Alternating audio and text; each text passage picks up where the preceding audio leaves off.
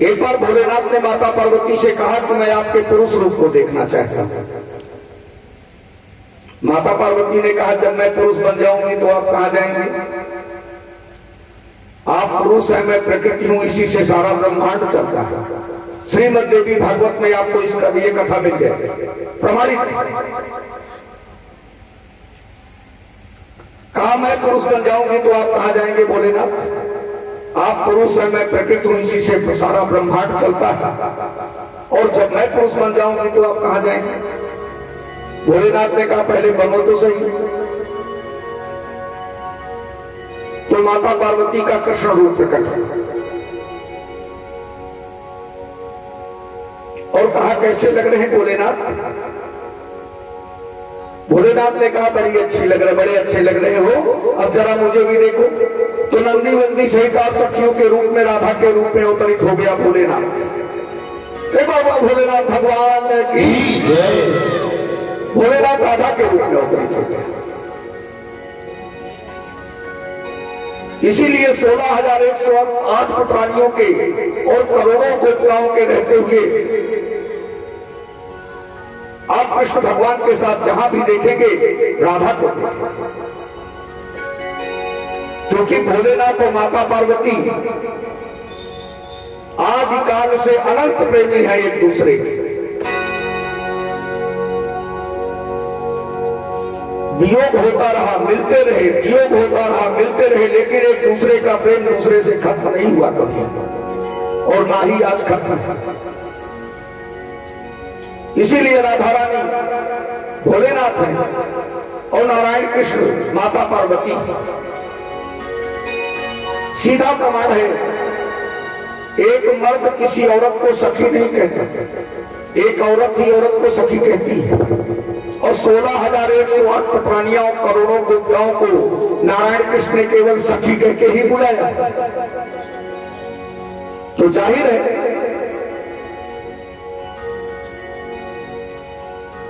कि एक नारी से पुरुष बना तो परम पुरुष बना, और एक परम पुरुष जब नारी में परिवर्तित हुआ तो पूर्ण नारी बन गया, पुरुष तक तो कहीं छुआ नहीं रह गया। हर मर्द में आधा स्त्री तत्व होता है, आधा पुरुष तत्व होता है। हर नारी में आधा पुरुष तत्व होता है, आधा स्त्री तत्व होता है। लेकिन जिस पुरुष में स्त्री तत्व ज्यादा हो जाएगा, जैसे 70% स्त्री तत्व हो गया और 30% पुरुष तत्व रह गया, 100% में 70 और 30 का जब फासला हुआ तो वो पुरुष पत्नी भक्त बन जाएगा। 100% गारंटी। और यही 70% अगर किसी स्त्री में होने पाया पुरुष तत्व और उसमें 30% नारी तत्व रह गया तो पूरे परिवार पर अपना राज चलाएगी, फिर किसी पुरुष की अधीनता स्वीकार नहीं करेगी। ये प्रभु का खेल है, इसमें कोई मनुष्य की बनावट और उनकी आदत में शामिल नहीं है। उसमें पुरुष तत्व उतना है कि जो किसी पुरुष की अधीनता को स्वीकार नहीं कर पाता। लेकिन राधा में तो कौन नारी तत्व है, क्योंकि एक परम पुरुष नारी बना। राधा ने कभी कृष्ण भगवान से प्रश्न नहीं किया।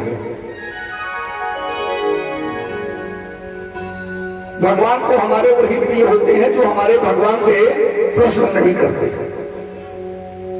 ऐसा क्यों? ये नहीं पूछते। जगत गुरु है ना, तो गुरु की वाणी को शिष्य या शिष्या कभी इनकार कैसे कर सकती है? उससे प्रश्न कैसे कर सकते हैं? एक गुरु महाराज थे, तो उनका एक शिष्य था, और क्या किया उसने कि गुरु महाराज से कहा हमें दीक्षा दे दीजिए। तो गुरु महाराज सभा के बीच में बैठे हुए थे, उन्होंने कहा भैया दीक्षा लेने का कोई समय होता है, जब हम एकांत में बैठे हों, वहां पर कोई ना हो, उस समय आना मैं आपको दीक्षा दे दूंगा। शिष्य ने कहा ठीक है महाराज। अब शिष्य ये तलाशने लगा कि एकांत का समय गुरु महाराज का कब मिलता है। एक दिन गुरु महाराज लोटा लेकर जनेऊ चढ़ाए हुए शौच में बैठे हुए और शिष्य बगल से जा रहा था। उसने घूम कर देख लिया कि छिप कर बैठे हैं और सोच के लिए, उसको क्या पता सोच के लिए बैठे क्या बैठे हैं, लेकिन एकांत में बैठे हैं और छिप कर बैठे हैं। उसने कहा इससे बढ़िया एकांत कहां मिलेगा, दीक्षा लेने का यही सबसे उपयुक्त समय है। बस गुरु जी की तरफ बढ़ा और कहा गुरु जी दीक्षा दे दीजिए। आपने कहा था जब एकांत में मिलेंगे तो हम दीक्षा देंगे, अब इससे बढ़िया एकांत कहीं मिलेगा नहीं, अब एक काम करो दीक्षा दे। अब गुरु महाराज जनेऊ चढ़ाए हुए कुछ बोल सकते नहीं, कर रहे हैं और ये शिष्य बढ़ता जा रहा। जब गुरु महाराज समझ गए इसी अपवित्र अवस्था में जाकर मेरा चरण स्पर्श वगैरह कुल कर लेगा, तो गुरु महाराज ने कहा वक्त बेवक्त नहीं जानता। शिष्य लौट आया, मिल गई दीक्षा उसको। अब वो यही रखना शुरू किया, हद पे वक्त बेवक्त नहीं जानता, हद पे वक्त बेवक्त नहीं जानता, हद पे वक्त बेवक्त नहीं जानता, रखना शुरू कर दिया, दीक्षा मिल गई। अंत में इसी मंत्र पर सामने प्रभु खड़े हो गए। अब प्रभु को भी वही कह रहा, हद वक्त बेवक्त नहीं जानता। अरे प्रभु ने कहा मैं वही वक्त बेवक्त हूं यार, जिसको तू इतनी देर से भज रहा हो, मैं वही वक्त बेवक्त हूं। मैं तेरी गुरु भक्ति से बहुत प्रसन्न हूं। तूने गुरु वाणी को दीक्षा समझ लिया,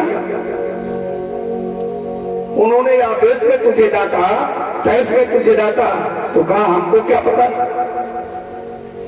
हम तो दीक्षा लेने के लिए जा रहे थे। उन्होंने कहा था एकांत में मिलेंगे तो दीक्षा देंगे, एकांत में मिले, मैं उनके पास गया, उन्होंने मुझे यही दीक्षा दे डाली, अब मैं इसी दीक्षा को रखता हूं। यह है गुरु के ऊपर अटूट विश्वास, उसकी वाणी पर अटल श्रद्धा। ऐसी श्रद्धा जब किसी गुरु के प्रति आप दिखाएंगे तो उस गुरु को ना चाहते हुए भी भगवान की तरह बनकर आपके कष्टों का हरण करना ही पड़ जाएगा।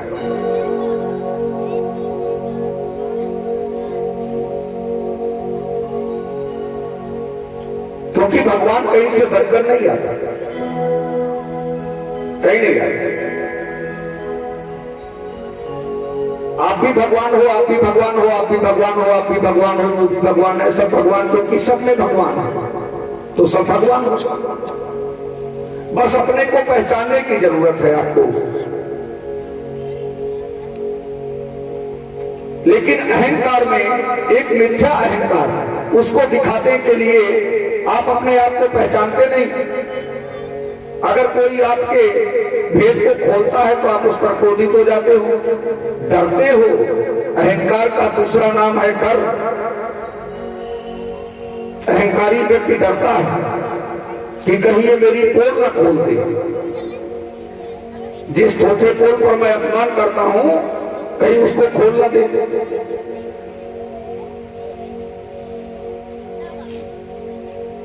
महात्मा जी के पास जाइए, आप उनका चरण स्पर्श न कीजिए, देखिए महात्मा जी कितना चिढ़ते हैं,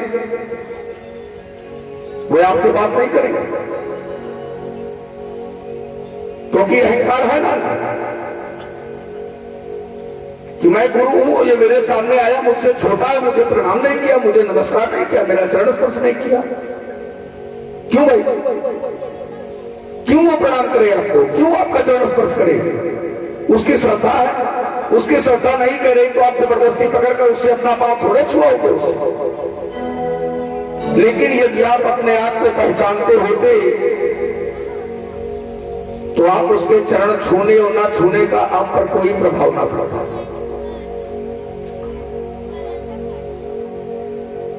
क्योंकि आप जब अपने को पहचानेंगे तो आप तो जानते हैं ना मैं क्या हूं। अहंकारी व्यक्ति दूसरों से अपनी प्रशंसा सुनना चाहता है, कि आप उसके सामने खड़े होकर बता रहे आप तो भगवान हो, आप तो बहुत बड़े हो,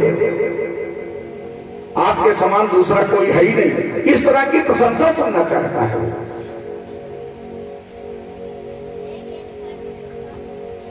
अब यदि उसकी प्रशंसा आप नहीं करेंगे ना तो आपको अपने पास खड़ा भी नहीं होने देगा। अहंकारी है, वो अपने आप को नहीं पहचानता। अपने आप को आप जिस दिन पहचान जाओगे ना, उस दिन कोई आपको प्रणाम करे ना करे, कोई आपकी प्रशंसा करे ना करे, लेकिन आप तो जानते हो ना मैं क्या है। हमारे नारायण कृष्ण को कोई प्रणाम करे या ना करे, किसी को टॉप में थोड़े आते हैं, क्योंकि वो जानते हैं मैं क्या हूं।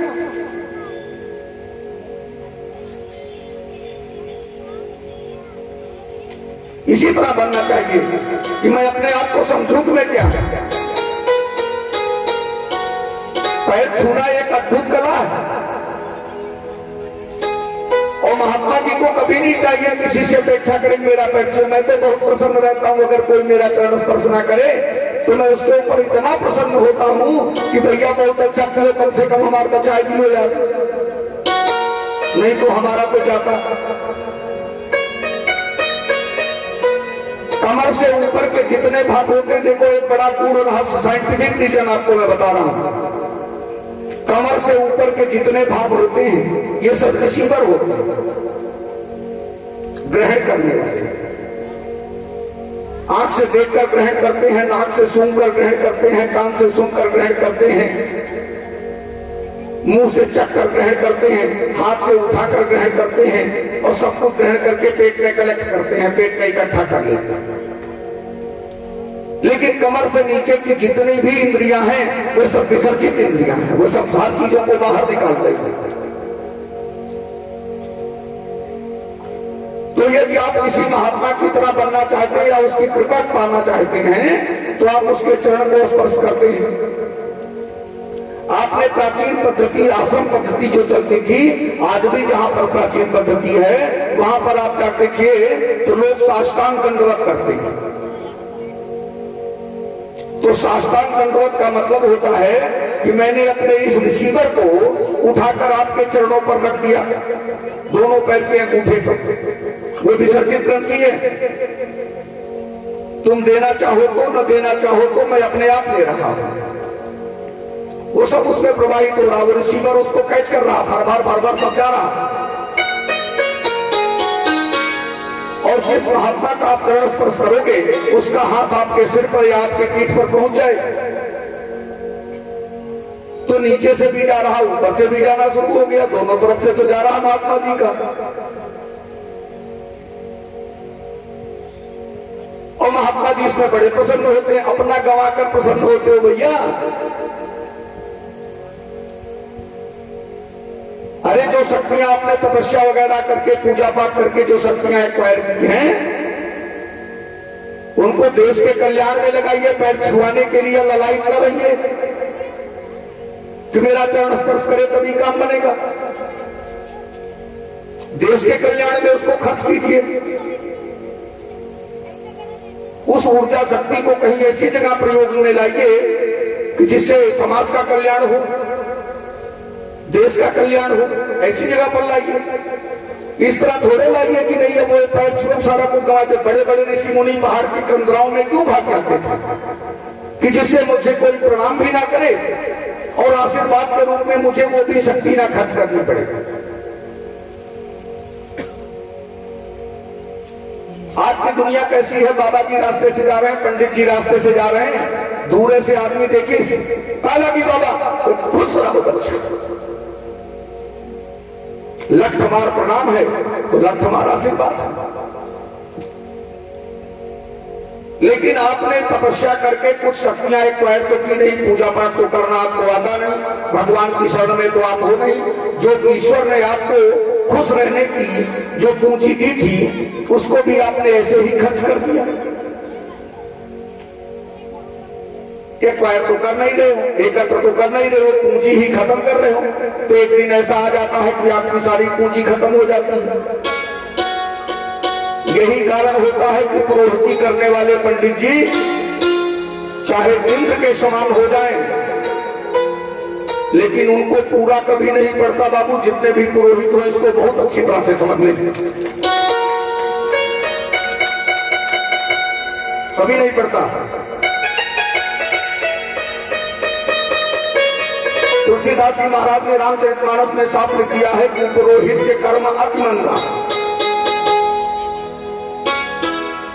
और ये पुरोहित लोग क्या करते हैं ना, अपना वाक्य सिद्ध करने के लिए, अपनी बात सिद्ध करने के लिए, अपना काम सिद्ध करने के लिए भगवान को भी गाली देते हैं।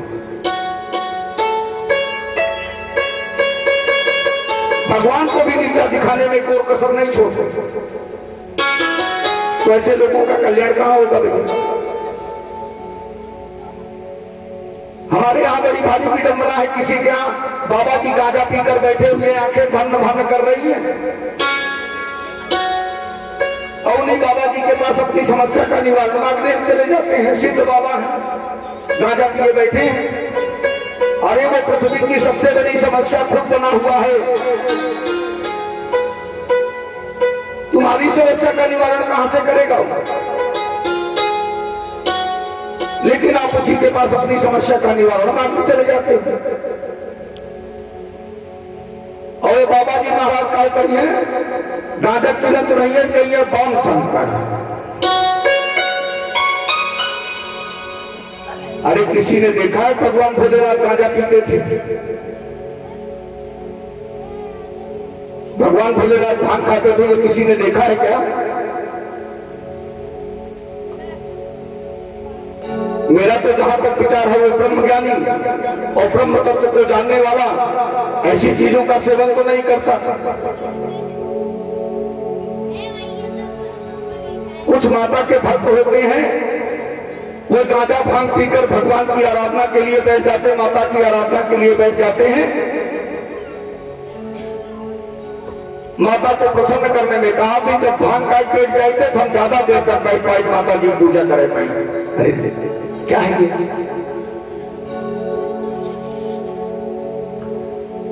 और जो आदमी भांग खाता हो, गांजा पीता हो,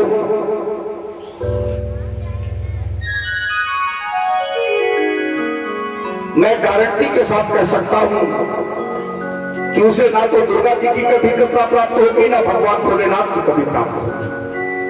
कर सकते हैं, क्योंकि माता पार्वती ये नहीं समझ पाती कि तू मेरा पुत्र बनना चाहता है, कि तू मेरा पति बनना चाहता है। अगर एक बार वो खाते भी हो तब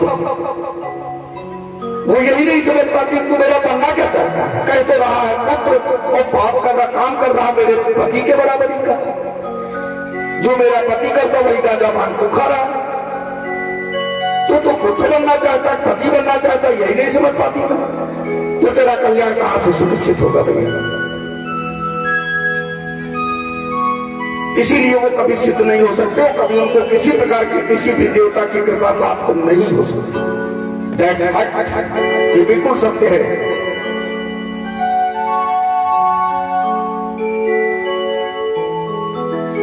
लोक रीति है। आइए कथा में प्रवेश करते हैं, जिसको बताने लगेंगे सारी भागवत इसी में खत्म हो जाएगी। अरे जग में सत्संग बिना मानो, निर्मल मति पाना क्या जाने। जग में सत्संग बिना मानो,